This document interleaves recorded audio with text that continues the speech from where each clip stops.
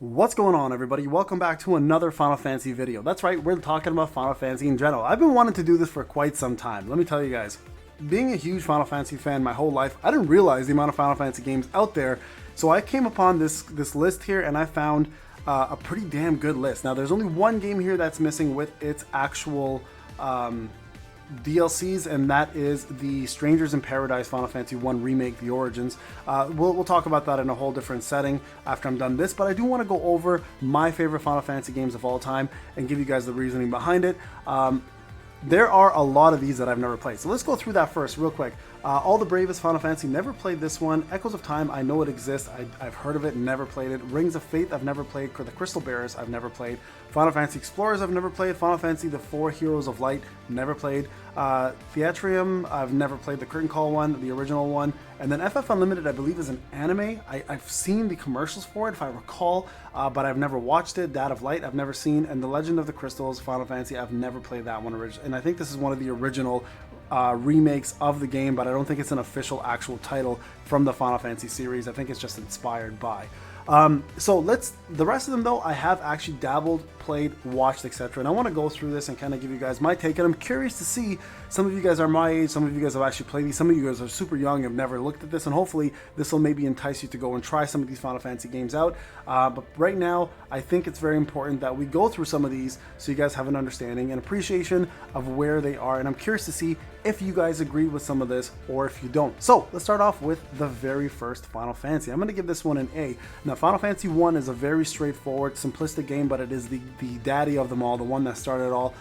Four warriors of light come together to defeat chaos and restore balance in the world and restore the light in the crystals. There are four fiends who protect those crystals. They start off in Cornelia, they meet Garland, and the story goes on. And these four warriors of light have specific jobs they can do. And essentially, the biggest thing this game brought to Final Fantasy was the fact that it was the original, right? And there were, you can have so many damn enemies on the field. There's different spells, different classes. And the storyline is very simplistic, right? It's again the granddaddy of them all. So it's not definitely the best storyline, not the best score, but it is definitely deserved to sit at the top tier or close to the top tier because again, it is the original one that started everything, right? So Final Fantasy 1 definitely gets an A in my books, but doesn't get a top tier. Now let's move on to Final Fantasy 2. Now, Final Fantasy 2 does things a little differently. First off, the plot is actually a little bit more storytelling wise, right? It's not as simplistic as it was before. A lot more politics involved. There's actually four characters with names. They're not called Warriors of Light. There's Firion, Maria, Guy, and Leon. Essentially, the story premise here is a emperor is looking to conquer the world. The Palamecian Black Knight soldiers are coming in. They attack a town, leave the main characters for dead, who are essentially rescued by a princess, and then they establish a rebel base, and off we go with the story. Now, what makes this such a damn good game is the fact that this storyline itself actually gives emotion, there's an actual story behind the characters. They're not just four destined characters to come in and restore the balance. Each character has something about them. The actual villain himself is not just a deity like Garland and Chaos. It's an actual human being who's looking for power. And I think this kind of starts off the trend on Final Fantasy looking more into the characters and the plot more than just a simplistic story of good versus evil, right? Even though this is very much good versus evil, there's a lot more storytelling behind it, which I think is great. The score is really good as well too, but still doesn't deserve a top tier. In my opinion, Final Fantasy 2 is a great segue into the better Final Fantasies that eventually come in the future. And then not to mistaken, guys, real quick, because a lot of these people will mistake in this. Final Fantasy 2, we're looking at these Japanese versions. We're not looking at the original North American releases, because I believe Final Fantasy 2 was considered Final Fantasy 4, Final Fantasy 3 is considered Final Fantasy 6. So just so everyone's on the same page, we're not looking at that, and I don't want to confuse this. So something to note as well, okay?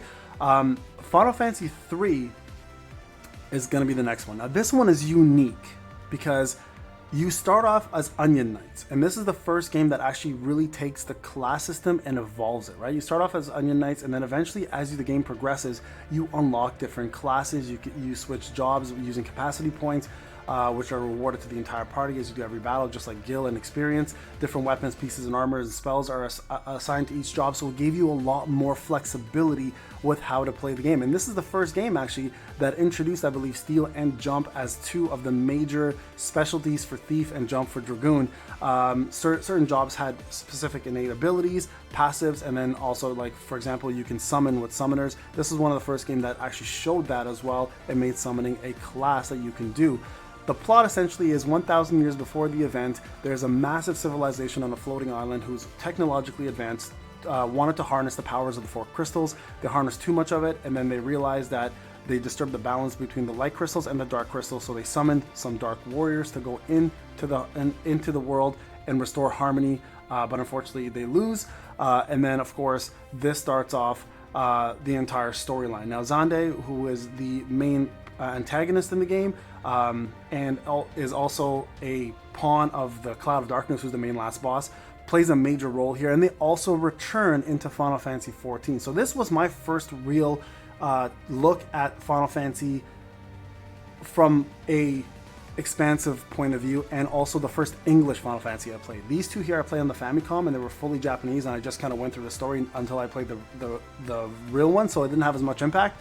But Final Fantasy 3 was the first time I played in English, and I loved it, and I was obsessed with it, and it was one of the first games that I fell in love with, and I was so excited to see that it was returned in Final Fantasy XIV in the Crystal Tower saga. So definitely gets an S for me personally, but does not compete anywhere near Final Fantasy IV. Final Fantasy IV was probably the most impactful Final Fantasy to me of all time, starting with Cecil, obviously in the beginning, on his red wings, going in and gonna take a crystal away, one of the crystals of light away from Mysidia, for his kingdom, coming back and realizing he just hurt a lot of innocents, killed a lot of innocents, couldn't stand being a Dark Knight anymore.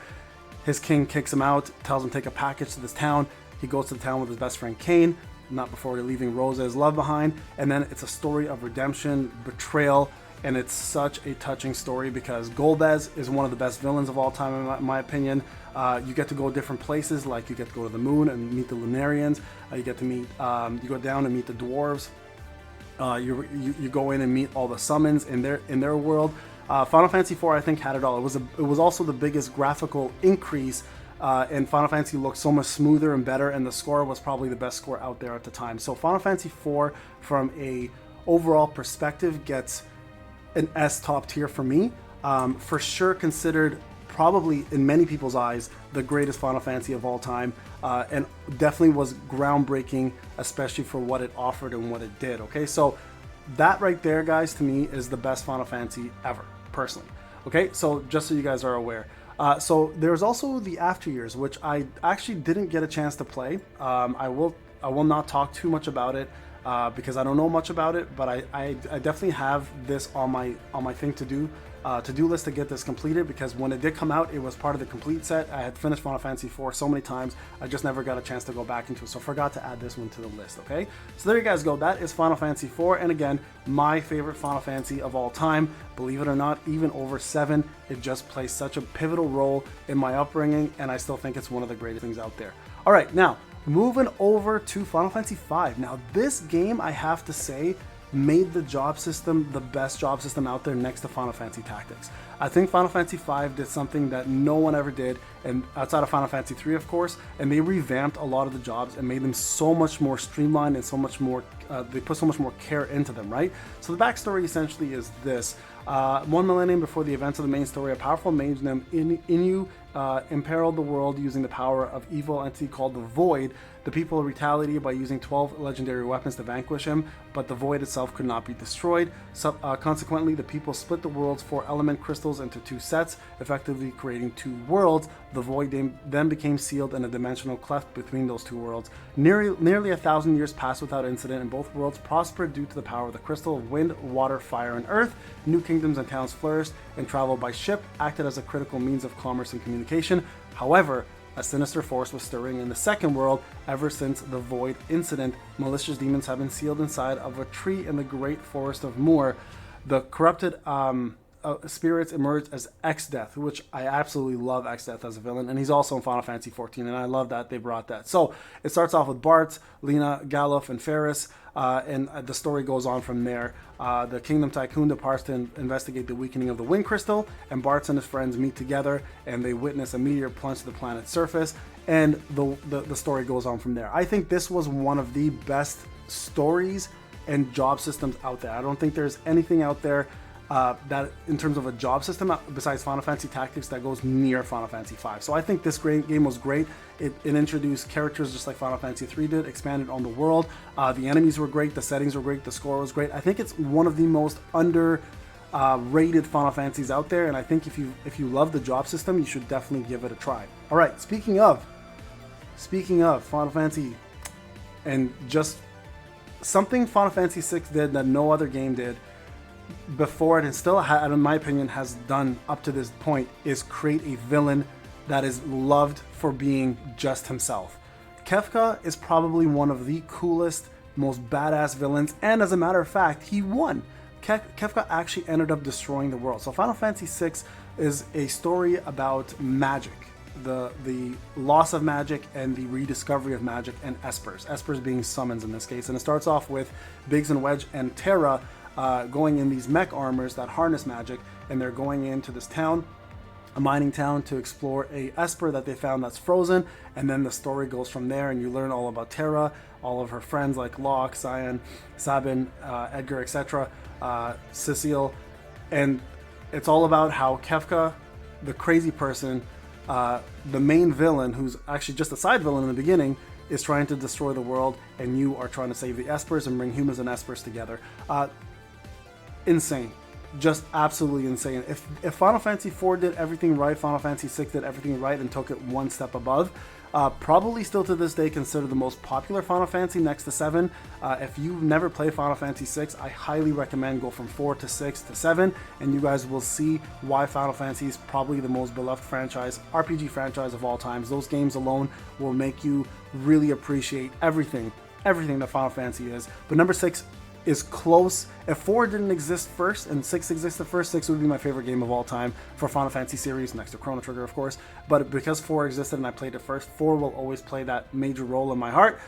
But don't take that away from 6. They're very close to me in terms of being some of the best games ever. Now, speaking of some of the best games ever, Final Fantasy VII. It took everything Final Fantasy did, revolutionized it with pixelated graphics, futuristic feel, much deeper storyline, and of course the introduction of Sephiroth and the Squad. Now, Sephiroth probably is the most popular Final Fantasy villain of all time. What Kefka did as a maniac, Sephiroth does with cool composure and probably the most badass design of all time. So definitely considered probably the most revolutionary RPG of all time, and will continue to be everyone's favorite. We all know Final Fantasy VII. There's so many spin-offs. We're going to talk about them right now, and that one of them is Dirge of Cerberus, which is about Vincent. It is a first-person shooter with a little bit of RPG element. Not the greatest game. I still finished it, still loved it, but I have to admit it wasn't what anybody wanted from Final Fantasy VII. It was just something they wanted to give Vincent his own title. It was decent. The story was meh. It was okay, but it does still tie into the universe of Final Fantasy. But unfortunately, it wasn't my cup of tea, even though I did finish it. Advent Children. Oh my god. So, this was their answer to everyone's want for a Final Fantasy VII remake or a game. They introduced a movie, an anime, that 3D one, that essentially was after what happens after the original events of the story. It was well put together. There's a lot of different variations of it. We only get to see Sephiroth at the very end, but of course, that's the Sephiroth we all want to see and love. The story was a little bit convoluted. It was a little bit confusing at first, but then eventually started to pick up. The reason why it's not getting an S is it wasn't a game, it was a movie. Even though I watched it 1,000 times and loved it, I just wish it was a game rather than that. But you know what? For what it is, it's still probably the best Final Fantasy VII or Final Fantasy animated / movie release out there. So for that, it's going to get an A, but definitely not top tier. Crisis Core. Great storytelling, good action. It wasn't turn-based. It was the first action-based RPG of its kind when it came out. And for Final Fantasy VII, that is specifically. Crisis Core is the story about Zack and everything that Zack is, all his adventures with Angeal, Genesis, and Sephiroth. We get to learn about Sephiroth's past, his actual human nature, things that we would have never known without the game. Crisis Core did an incredible job with its action-oriented perspective on the game. Graphically, it was advanced compared to Final Fantasy VII by a mile, and it told a really good retelling of the original story up to Zack's passing and Cloud obviously taking over, and we learned what happened to them and Sephiroth in Nibelheim with a lot more detail. And also, of course, we get a better appreciation of the Buster Sword, Zack, and Jill in Genesis, and of course Sephiroth and his downfall to becoming the villain. So Crisis Core was an incredible game. Great job. Love it still. I played the remake just recently. I think it's called Reunion. It's on Steam, and I still love it. Last Order, listen, it was I believe this is the mobile game if I remember correctly. It was okay. I'm not a big fan of it. It is what it is. It was just like it wasn't very good. So I'm just gonna leave it at that. One way to smile. This, I believe this is the Tifa and Aerith story. I've actually never played it or watched it or read it, so I can't really comment on that. Final Fantasy VII Remake. Listen, I'm gonna give it an A, only because it was something everybody wanted but didn't expect, because it actually wasn't a true remake. It's a retelling of a new story, a new chapter. Everything in this game is amazing. It just isn't the same as the original, so I can't put it up there, like in terms of it's just not complete yet, right? Because I know all of Final Fantasy VII, so I can't give Remake a perfect score, because I believe Rebirth will get that perfect score. Although Remake does everything super well, an incredible game altogether, I don't think it's a perfect game, okay? So, but definitely deserves to be top tier, and if you haven't seen it, if you haven't played it, definitely go give it a try. Ever Crisis, let's be real, it's a gacha game. It's gonna get a C. The combat system's pretty good. The gacha system's pretty generous. It's decent. But at the end of the day, you don't get a true feel for Final Fantasy VII from this game. And I think it'd be not doing justice by giving it higher than this. I think Dirge of Cerberus it's still a better game because there's more storytelling. Right now, the biggest problem with Final Fantasy VII Ever Crisis is the story hasn't expanded enough. We don't know much about the first soldier still. They're just taking a lot of time. But I will say the combat system's great, and for a gacha, it's actually still really good in my opinion. So you know what? I might give it a B over a C, because I think it deserves that. But yeah, I think that's where that's going to sit, and that's going to cover all the Final Fantasy VII versions, I believe. Yeah, I think we got it all there. Final Fantasy VIII also deserves an A. One step below here, I love Leon, I love Rinoa, I love everyone in this Cypher, etc. Ultimecia. The biggest problem I had with this game was the actual materia system, or I guess the magic system, where you harness magic from enemies, etc. Graphically, it was a huge step above what Final Fantasy VII was, but the characters didn't have as much punch to me. The storyline wasn't as good. There wasn't an enemy that I was truly in love with. Even the hero was just too sullen. He was too depressed looking all the time almost. So wasn't a huge fan, but the score was incredible. The music was great. The graphics were absolutely up top notch. So for the time that it came out, definitely deserves it. Final Fantasy IX. It's so what Final Fantasy VII and 8 did for Final Fantasy going to the future. Final Fantasy IX brought it back down to the old school medieval times where knights, magicians, etc. existed. Now, Zidane, Vivi, and the squad, Garnet, etc. Good story, epic story, but unfortunately to me, it just didn't hit enough compared to the older games. So as much as I still loved it, it just didn't have the same effect as 4 or 6 did, which I was hoping they'd kind of go back to that. And not to mention 6 did go to the future a little bit, because there was a lot of futuristic things in 6, but it still played a very big role into times of magic and espers, etc. Where I found Final Fantasy IX didn't do a very good job of that. Final Fantasy X though, this one here definitely deserves top tier. This was the first Final Fantasy they actually made a sequel to, and Titus, Yuna, and the squad with Auron and everyone, all the characters had incredible personalities. They were all different. Everyone had a role to play. The mini games were incredible. The settings were great. The graphics were top notch. The summons were amazing, and the plot was top tier for sure. So Final Fantasy X absolutely deserves it. Final Fantasy X2, unfortunately, in my opinion, was the first attempt at a sequel. I think they took it the wrong way. They should have just stuck with, it was like girl power kind of thing, and that's not really what did it for me. I wasn't into the story. I just didn't like the whole pop princesses kind of thing. I think it took away from the seriousness and emotion of Final Fantasy X and just try to make something more lighthearted, but it unfortunately affected me and how I looked at the game, so definitely didn't play a big role. All right, Final Fantasy 11. Oh my god. So this pretty much is the first MMO Final Fantasy ever attempted, and it pretty much destroyed my university career. I spent 4 years of my university playing Final Fantasy 11 rather than studying, and man, oh man, what a time it was. This is the first game that really revolutionized parties. You couldn't do anything solo in the beginning. Everything had to be done in a party. But every character had a job you could do. Every time, some people hate this game, by the way. For me, this is one of the greatest MMOs of all time. It's a better MMO than any MMO out there, except for maybe WoW, right? And to me, even 14 doesn't match up as an MMO. Even though 14 is a better game, Final Fantasy 11 is definitely the better MMO. It forced you to play and interact with humans. It was one of the best crafting systems out there. Everything you did mattered. If you died, you lost EXP, you down leveled. If you didn't join a good party and you didn't contribute, you guys lost. Everything mattered in this game. Every move you made mattered. So it made the experience like a real Final Fantasy. It made you want to be a part of a party. And it's still, to me, one of the greatest. It's very archaic in terms of its battle system, but it's still one of the best Final Fantasies out there. All right, Final Fantasy 12. Loved this game. Loved this game, but it wasn't top tier. Now, Final Fantasy 12 was one of the more graphically designed games. The judges were introduced.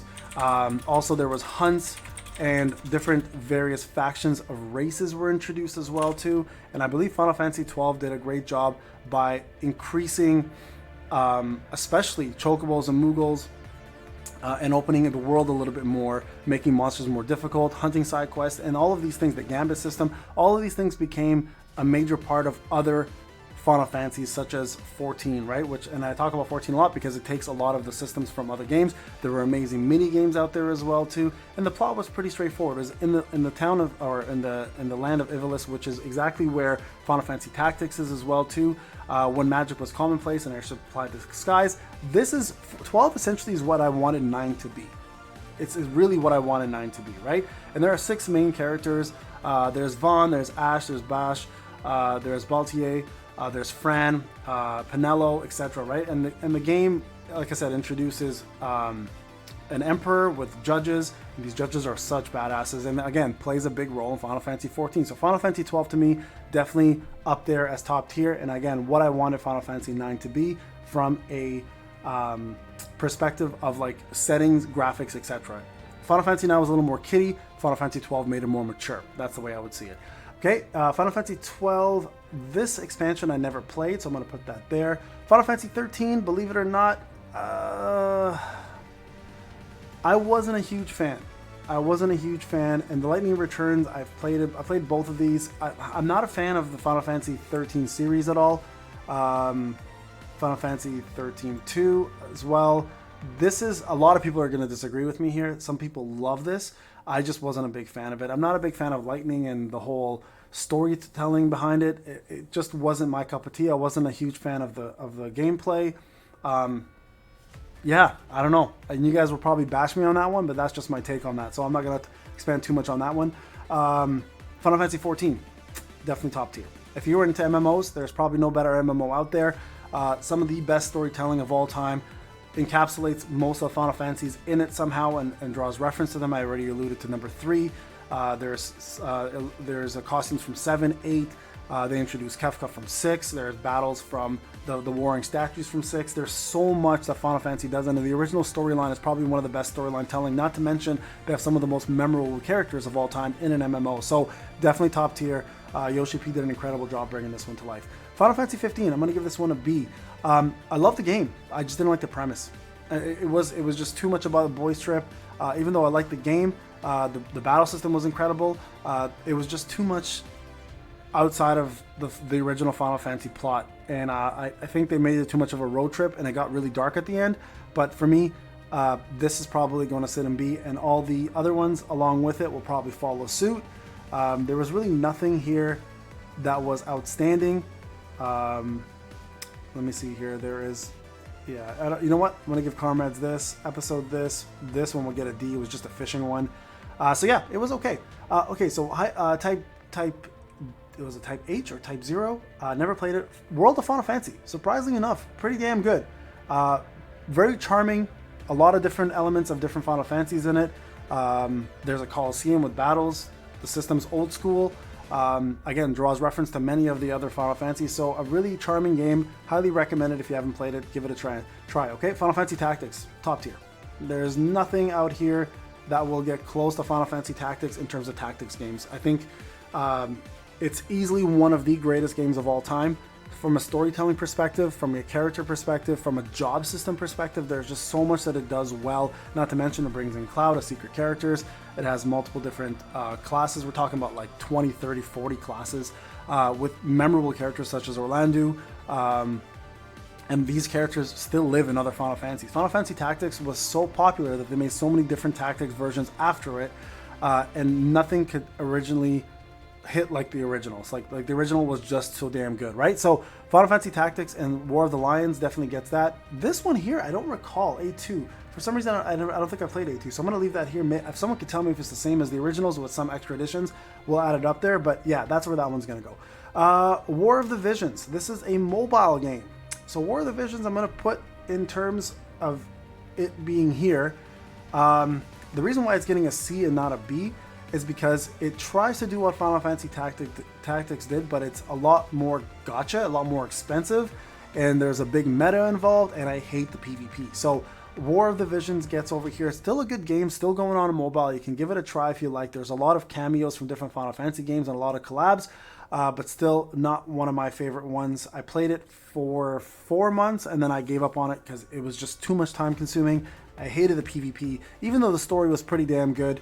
It just wasn't as memorable as some of the other games out there, and it really relied on its collabs to carry it, which I don't think is fair.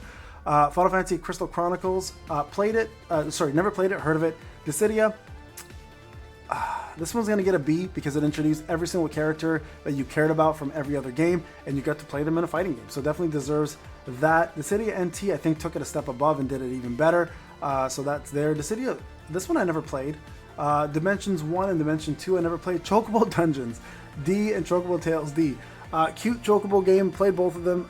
Just isn't real Final Fantasy, it's just more of a dungeon crawler using Chocobos, which is interesting. Final Fantasy Mystic Quest, the first Final Fantasy I ever actually played on the NES, was named Final Fantasy. It had nothing to do with Final Fantasy, it's just they used the name, and it was the first real release of a RPG game, but it was absolutely one of the worst experiences I ever had.